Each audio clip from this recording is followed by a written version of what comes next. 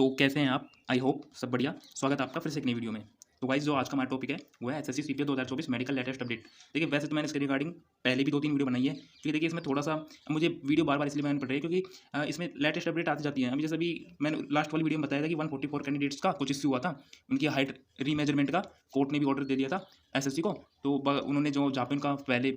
Physical हुआ था वहीं पे उनकी दोबारा हाइट मेजरमेंट की गई थी। तो अभी जो लेटेस्ट अपडेट निकल के आ रही है भाई वो इसमें ये है कि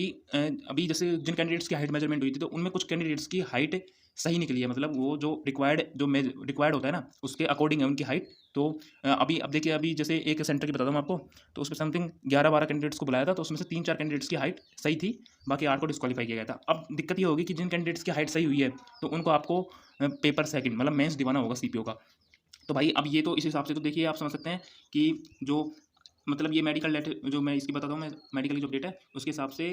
इनकी मतलब डेट बढ़ेगी भाई आगे। मतलब क्योंकि देखिए पहले मैं सोच रहा था कि शायद मई के आसपास हो जाएगा इसका, मई के अर्ली में वो करवा देंगे ये, लेकिन अभी लग रहा है कि मई के लास्ट तक जा सकती है भाई इसकी डेट। बाकी अभी देखते हैं क्या होता है। लेकिन अभी ये इससे दिक्कत ये हो गई भाई, मान लीजिए 144 कैंडिडेट्स हैं और अगर उसमें से 40 कैंडिडेट्स भी फिट हो जाते हैं, मतलब मेडिकली वो सॉरी फिजिकली उनका अगर हाइट वाइट का सही हो जाता है, तो अब आप इन 40 कैंडिडेट्स को आप नेक्स्ट भर्ती में ऐड नहीं कर सकते। आपको इन्हें 2024 वाली भर्ती में ही इनको करवाना होगा। इनका हाइट को रीमेजरमेंट करवाइए, आप इनको मेंस करवाइए अब आप भाई। और मुझे लग रहा है कि जो अभी जो डिले चल रहा है भाई उसका मेजरमेंट अब जो मेजर कारण है तो शायद वो यही है, क्योंकि आप समझ सकते हैं भाई इतना डिले क्यों ही करेंगे, क्योंकि अब इसके शायद मार्च में हुआ था कुछ ना कुछ लेटेस्ट अपडेट आनी थी। मैं पहले वाली वीडियो में बोला था कि वो लिस्ट निकालते हैं मेडिकल की, तो वो लिस्ट निकाल देते भाई। अगर उनको जल्दी ही करवाने होते भाई पहले लिस्ट निकाल देते, फिर उसके बाद डेट देते कि भाई अब जाके होगा। लेकिन अभी मुझे लग रहा है कि भाई ये अगर कैंडिडेट्स जो क्वालिफाई किए हैं अब इन्होंने, तो ये थोड़ा सा अब इसमें आपको देखने को मिलेगा कि ये थोड़ा सा इसको डिले करवा सकते हैं अब। बाकी एसएससी भी देखिए आप जानते हैं कितनी लेजी तरीके से काम कर रही है भाई। मतलब अगर आपको 40 कैंडिडेट्स को अगर आपको करवाना भी एग्जाम, तो भाई डेट दो ना उनको, शेड्यूल दो, एक दिन उनका फिक्स कर दो कि आपको इस दिन एग्जाम है, करवा लो प्रोसेस भाई। एक दिन का एग्जाम है, चाहे 40 कैंडिडेट से ज़्यादा एक सेंटर पर आप उनका एग्जाम कंडक्ट करवा दोगे भाई। लेकिन अब ये तो पता नहीं क्या चल रहा है इनका सीन, मतलब बिल्कुल डिले कर रहा है भाई इतना, मतलब कमीशन बिल्कुल बकवास हो चुका है भाई, ये तो क्या बताएं इसका। लेकिन देखते हैं भाई अब क्या होता है। आई होप सब बढ़िया होगा, मई में तो करवा ही लेंगे, क्योंकि समथिंग अब आने वाले मंथ में इनका भाई रोजगार मेले का सीन है, तो उसमें तो भाई इनको 100%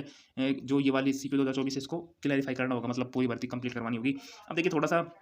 और जो नेक्स्ट टॉपिक से देखिए उन पर बात करते हैं अपन, है ना। एक इसके अलावा जो एक्सपेक्टेड डेट लग रही है अब मुझे भाई मेडिकल की, क्या होगी एक्सपेक्टेड डेट मेडिकल की, मुझे लग रहा है ना भाई, मैं पहले सोचा था कि भाई मई में करवा देंगे 15 मई के आसपास, लेकिन अभी देखते हैं भाई अभी इस हिसाब से तो मई में तो मुश्किल लग रहा है। हाँ लेकिन ये कि मई के लास्ट तक इनको है ना करवाना पड़ेगा भाई, कैसे भी स्टार्ट करवाना पड़ेगा। मतलब मई के अर्ली में तो ये वो लिस्ट निकाल देंगे, डीवी लिस्ट बोलते हैं जिसको, डीवी लिस्ट निकलेगी, है ना। उसके बाद फिर इनके जो मेडिकल के लिए उसको मई में करवा देंगे, ये मुझे लग रहा है ऐसा कुछ सीन रहेगा आगे। बाकी देखता है होप उससे भी जल्दी हो भाई, क्योंकि यार आप भी जानते हैं एक लंबा पीरियड हो जाता है, फिर जिन कैंडिडेट्स के नंबर है भाई अच्छे हैं उनका तो फिर मतलब रीस्टार्ट का भी मन नहीं करता, क्योंकि आप भी जानते हैं भाई एक बार आप जब पूरी मेहनत करके प्रोसेस से जाते हैं, आपके नंबर भी बढ़िया है, सब चीज़ आपके फेवर में चल रही है, तो आप जब रीस्टार्ट करते हैं भाई दूसरे एग्जाम की, थोड़ा सा मतलब वो उतना एनर्जी नहीं लग पाती है भाई। ये मैंने लास्ट वीडियो में बताया था, और देखिए ये मैं इसलिए बता पा रहा हूँ क्योंकि मैं खुद भी उसी फेज में हूँ, क्योंकि अब दोबारा इतना फिर आप एफर्ट लगाते हैं, सब चीज़ आपके फेवर में जाती है, फिर इतना नहीं लग पाता है। बाकी अब देखते हैं क्या रहता है इसके अलावा। अ, जो अब देखिए सबसे बड़ी चीज़ है कि व्हाट टू डू नाउ, अब क्या करना है। एक तो देखिए जिन भी कैंडिडेट्स का मेडिकल है थोड़ा सा यार अपने आप को है ना फिट रखो भाई, जिनका वेट ज़्यादा है, आपको टाइम मिल रहा है, वेट को लूज करिए भाई, है ना। वेट लूज हो जाता है। देखिए भाई वैसे तो सब चीज़ सेंटर के ऊपर डिपेंड होती है, क्योंकि लास्ट टाइम मेरा जो सेंटर पे था वहाँ पे 5 किलो के आसपास अबव था वेट, मतलब 5 kg से अबव था, जो रिक्वायर्ड होता है उससे भी, तो उसको भी भाई ने अलाउ कर दिया था, डॉक्टर बढ़िया था भाई। मतलब सब चीज़ भाई डॉक्टर्स पे होती है डिपेंड कि वो कैसा कैसा रहता है उनका भाई नेचर, वो आपसे मतलब अगर वो फ्रेंडली है तो वो आपको बिल्कुल भाई कोई भी पॉइंट नहीं लगाते हैं मैक्सिमम। और एक भाई तक मैक्सिमम जो पॉइंट बनते हैं वो आपके आई के बनते हैं, फ्लैट फुट के बनते हैं, नोक नी के बनते हैं, बेली कोच के बनते हैं, और बाकी टी आई, है ना, इनका हो गया आई का सबसे मेजर रहता है भाई। मतलब ये वाले पॉइंट्स थोड़े ऐसे नहीं, मतलब आपको सीधे भारी करते हैं, क्योंकि देखिए आप फ्लैट फुट को आप ठीक नहीं कर पाते मैक्सिमम। वैसे तो एक्सरसाइज से हो जाता है, लेकिन ये शायद फ्लैट फुट का जो सीन रहता है ना भाई, वो थोड़ा सा मतलब ऐसा रहता है कि चांस कम ही रहते हैं उसके ठीक होने के। बाकी नोक नहीं तो ठीक हो जाती है देखिए भाई, लेकिन अभी आप ठीक कर सकते हैं। वहाँ पे अगर आप गए वहाँ आपको नोक नहीं हो गया तो फिर वो तो दिक्कत करता है भाई। लेकिन अभी अगर अभी आपको है तो आप ठीक कीजिए भाई। बाकी आई का थोड़ा सा ध्यान रखिए ना, एक जिनके चश्मे रहते हैं उनको ज़्यादा दिक्कत आती है, बाकी जो विदाउट ग्लासेज है उनको ज़्यादा दिक्कत नहीं आती है। बाकी आपका चेस्ट रीड मतलब ये बिल्कुल ठीक होना चाहिए। बाकी कोई अंगली ठीक होनी चाहिए। बाकी तो देखिए डॉक्टर पे ज़्यादा डिपेंड करता है। ये वाले पॉइंट है ये मेजर है, क्योंकि ये वाले पॉइंट सब मतलब शायद कोई सा भी डॉक्टर हो सब बढ़िया तरीके से चेक करता है इन पॉइंट्स को, आई का, फ्लैट फुट का,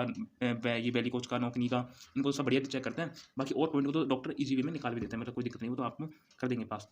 तो भाई अभी अब सबसे बड़ा है कि अपने आप को फिट रखें भाई, है ना। फिट रखें अपने आप को, हेल्दी, थोड़ा सा मॉर्निंग वॉक पे चलना है सुबह सुबह। मैं भी जाता हूँ मॉर्निंग वॉक कर लिया करें। कोई क्रिकेट जैसे क्रिकेट वगैरह खेले, लेकिन थोड़ा सा संभल के, भाई, क्योंकि जिनका वेट ज़्यादा है उनको बता रहा हूँ मैं, बाकी तो आप अपने हिसाब से फिट रहें, मतलब ये है कि मॉर्निंग वॉक करें, ज़्यादा अपने वेट को मेंटेन करके रखें, ज़्यादा बढ़ने ना दें, ज़्यादा घटने ना दें, ठीक नॉर्मली वो में रखें। बाकी अब एक चीज़ इसमें ये और ऐड करना चाहूँगा भाई, अब है ना अपनी पढ़ाई को भी थोड़ा कंटिन्यू करें, क्योंकि अब आप समझ सकते हैं भाई एग्जाम आने वाले हैं ना, जिनका भी दे भर रखा हो, जैसे सीजीएल का आने वाला है, सबसे पहले तो इस बार सीजीएल का ही होगा एग्जाम, तो अपनी सीजीएल 2025 को टारगेट कीजिए आप, वो भी बढ़िया एग्जाम है। आप मतलब बढ़िया क्या, सबसे बढ़िया एग्जाम यही होता है। इसके अलावा सीएचएसएल का है, फिर उसका भी आएगा, फिर सीपीओ का दोबारा आ जाएगा, फिर एमटीएस इनका है, तो आपके पास एग्जाम तो काफ़ी है। वेंडर चेंज हो रहा है तो उसका फायदा उठाइए भाई, अभी प्रीवियस ईयर को तो लगाइए भाई, क्योंकि देखिए आप पैटर्न चेंज कितना भी हो जाए, लेकिन सब भाई एक बार जब क्वेश्चन बनाते हैं ना तो प्रीवियस ईयर को देखते हैं भाई पहले कैसे बनते थे पेपर, क्योंकि आप समझते हैं जब 2018 में टीसीएस आया था तो सभी बोलते थे कैसा पेपर आएगा, लेकिन वही सेम वाला भाई मैंने देखा, मैंने 2017 का भी पेपर्स दिए हैं, मैं 2015 के पेपर्स दिए हैं प्रीवियस ईयर के, इतना ज़्यादा डिफरेंस नहीं होता भाई, सेम ही चीज़ रहता है, ज़्यादा कुछ दिक्कत नहीं आएगी, आप उसको करते रहिए मतलब कंटिन्यू। इसके अलावा जो अपन बात करेंगे ना, वो एक ये है कि अब जो भाई सीपीओ 2025 को स्पेशली टारगेट करना चाहते हैं भाई, स्ट्रेटेजी बता देता हूँ उनके लिए, थोड़ा सा गाइडेंस मान लीजिए आप भाई, क्योंकि थोड़ा सा तो 2 बार एग्जाम दे रखा है तो थोड़ा सा एक्सपीरियंस है भाई, उस बेस पे बताता हूँ। ठीक भाई, सीपीओ 2025 वाले ना, आपको इतना तो पता होगा कि भाई दो होते हैं इसमें फेज, फर्स्ट और सेकंड। भाई फर्स्ट फेज का थोड़ा सा लाइटली लेते हैं बच्चे, क्योंकि उसमें कट ऑफ भी कम लगती है, लेकिन भाई फर्स्ट फेज है ना बहुत ज़्यादा डिपेंड करता है, क्योंकि अगर आपके उसमें ही अगर आप 160 के अराउंड नंबर लाते हैं तो सेकंड पेपर अगर आपका मेंस का, क्योंकि देखिए मैक्सिमम कैंडिडेट्स का मेंस बढ़िया जाता है, क्योंकि मैक्सिमम कैंडिडेट अगर इंग्लिश मीडियम से तो उनकी मेन इंग्लिश बढ़िया होती है तो उनका अच्छा चला जाता है, लेकिन जो हिंदी मीडियम होते हैं ना भाई, अगर उनका मेंस बिगड़ जाता है ना तो थोड़ी दिक्कत आती है। जैसे मान लीजिए किसी का स्कोर 130 140 रहा है ना, और मेंस में उसके अगर 140 आया तो उसका स्कोर ओवरऑल 280 दिखेगा भाई, वो 300 भी क्रॉस नहीं होता। मतलब आप ये समझ सकते हैं कि आप ये सोचेंगे कि यार भैया मेरे 300, जैसे किसी के फर्स्ट पेपर में 150 नंबर आते हैं, जब मैंने फर्स्ट टाइम दिया था तो मेरे फर्स्ट पेपर में मेरे 152 नंबर थे, तो मैं सोच रहा था भाई 150 नंबर तो आराम से आ जाएंगे, इंग्लिश में ठीक होता है, मेरे साथ उसमें 145 नंबर आए थे, मैं 297 के अराउंड मेरा मतलब नॉर्मलाइजेशन के बाद सब स्कोर बैठा था। आप समझ सकते हैं, आप मेरा 300 क्रॉस नहीं होता, मैं बहुत सोच रहा था, मैंने किया भाई 152 नंबर तो मैं लेके आया था, 150 तो इसमें आराम से आ जाते, लेकिन भाई मेंस का थोड़ा क्या, थोड़ा इंग्लिश मीडियम वाले रहते हैं उनको थोड़ा सा फायदा रहता है, बाकी हिंदी मीडियम वालों को भी अगर आपकी इंग्लिश बढ़िया है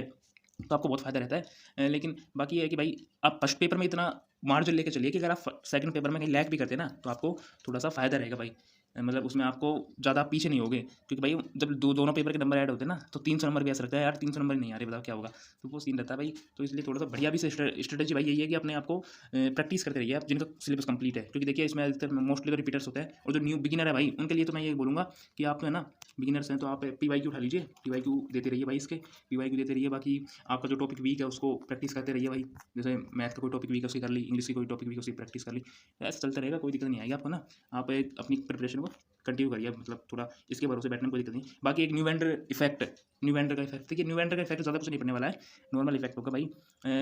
क्योंकि देखिए मैं वो लास्ट वीडियो में बोला था, आप ये बोल रहा हूँ, आप गणित में क्या ही चेंज करोगे भाई, आप मुझे बताओ, आपके फॉर्मूले सब सेम रहेंगे, नंबर सेम रहेंगे, आप वही चीज़ों को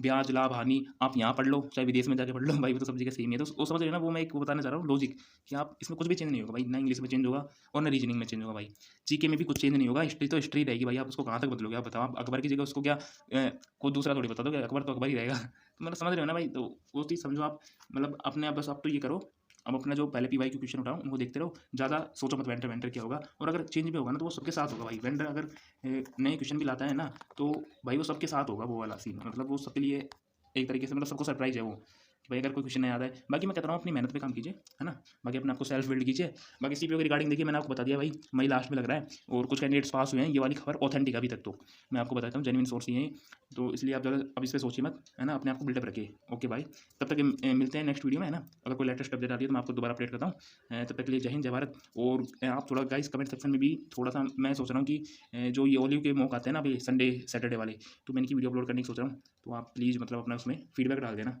कमेंट सेक्शन में, क्योंकि उसमें देखिए मेरा सीन ये है कि मैं सोच रहा हूँ कि जो बेस्ट क्वेश्चन आते हैं ना उनको ही सॉल्यूशन करवाऊँ, पूरा मॉक नहीं दूँ, क्योंकि पूरा मॉक थोड़ा बोरिंग हो जाता है बच्चों के लिए भी, तो देखते हैं भाई, है ना, तुम कमेंट सेक्शन में डाउन कर देना उसके लिए। बाकी तब तक के लिए जय हिंद जय भारत।